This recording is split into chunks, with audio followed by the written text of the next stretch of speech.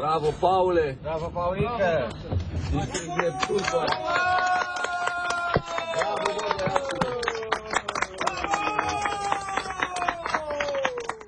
21 de ore și 42 de minute de înnot fără oprire. Este noua performanță a lui Paul Georgescu.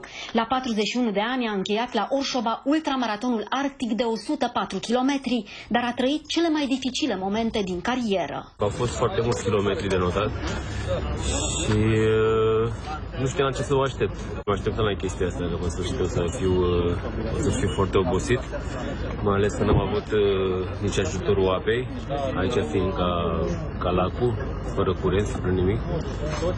Și foarte greu de înaintat. După câteva ore de caniculă, natura s-a dezlănțuit chiar la intrarea în cazanele Dunării.